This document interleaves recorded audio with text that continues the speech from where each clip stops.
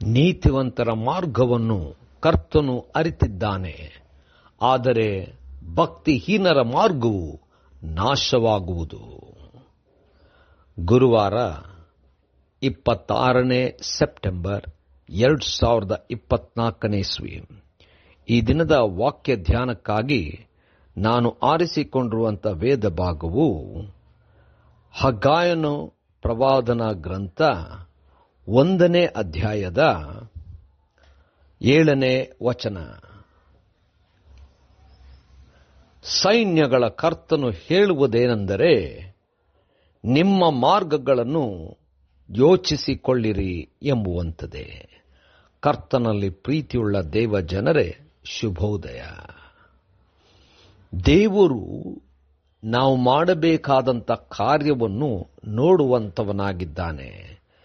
ನಮ್ಮ ಮಾರ್ಗಗಳನ್ನು ನಾವು ಗಮನಿಸಿ ನಾವು ದೇವರು ಮೆಚ್ಚುವಂಥ ಕಾರ್ಯಗಳನ್ನು ಮಾಡುವಂಥವರಾಗೋಣ. ದೇವರ ನಾಮಕ್ಕೆ ಸ್ತೋತ್ರ ಉಂಟಾಗಲಿ. ಕರ್ತನಲ್ಲಿ ಪ್ರಿಯರೇ, ಈ ವಾಕ್ಯ ಧ್ಯಾನ ಮಾಡೋಣ. ಈ ದಿನದ ವಾಕ್ಯ ಧ್ಯಾನದ ಶೀರ್ಷಿಕೆ ನಿಮ್ಮ ಮಾರ್ಗಗಳನ್ನು ಯೋಚಿಸಿಕೊಳ್ಳಿರಿ ಎಂಬುವಂಥದ್ದೇ. ಕರ್ತನಲ್ಲಿ ಪ್ರಿಯರೇ, ದೇವರು ಹಗ್ಗಾಯನ ಮೂಲಕವಾಗಿ ತಾನು ಆದುಕೊಂಡಂಥ ಜನರಿಗೆ ತನಗೋಸ್ಕರವಾಗಿ ಕಟ್ಟಿದಂಥ ಆಲಯವು ದುಸ್ಥಿತಿಯಲ್ಲಿ ಇದ್ದಾಗ ಅದನ್ನು ಪುನಃ ಕಟ್ಟಬೇಕೆಂಬುದಾಗಿ ದೇವರು ಎಲ್ಲ ವಿಧವಾದಂಥ ಸಹಾಯ, ಅರಸನ ಮುಖಾಂತರವಾಗಿ ಸಹಾಯ ಎಲ್ಲ ಕೊಟ್ಟಿದ್ದರೂ ಕೂಡ ಹಲವಾರು ದಿವಸಗಳು, ವರ್ಷಗಳು ದೇವ ಜನರು ಆಲಯವನ್ನು ಪುನಃ ಸ್ಥಾಪಿಸಲು, ಕಟ್ಟಲು ಮರೆತು ಬಿಟ್ಟು ತಮ್ಮದೇ ಆದಂಥ ಕಾರ್ಯಗಳಲ್ಲಿ ನಿರತರಾಗಿದ್ದರು. ಆಗ ದೇವರು ಎಚ್ಚರಿಕೆಯ ಮಾತನ್ನು ಹೇಳುತ್ತಾ, ನೀವು ಬೆಳೆದ ಬೆಳೆಗಳು ಅದು ನಿಮಗೆ ಸಾಲದಂತಾಗುವುದು, ನಿಮಗೆ ಬರುವಂಥ ಹಣವೆಲ್ಲವೂ ಎಷ್ಟಿದ್ದರೂ ಕೂಡ ನಿಲ್ಲುವಂಥದ್ದೇ ಅಲ್ಲ.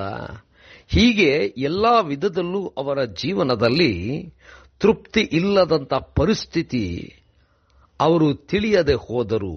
ಅದಕ್ಕೆ ದೇವರು ಅವರಿಗೆ, ಇಷ್ಟೆಲ್ಲ ನಡೆಯುವಂಥದ್ದು ನೀವು ಆಲಯದ ಬಗ್ಗೆ ಯೋಚಿಸದೇ ಇರತಕ್ಕಂಥ ಸ್ಥಿತಿ ಎಂಬುದಾಗಿ, ನೀವು ನಿಮ್ಮ ಜೀವನವನ್ನು ಕಟ್ಟಿಕೊಳ್ಳುತ್ತಾ ಆಲಯವನ್ನು ಮರೆತು ಬಿಟ್ಟಿದ್ದೀರಿ ಎಂಬುದಾಗಿ ಎಚ್ಚರಿಕೆಯ ಮಾತನ್ನು ಹೇಳುತ್ತಿದ್ದಾನೆ.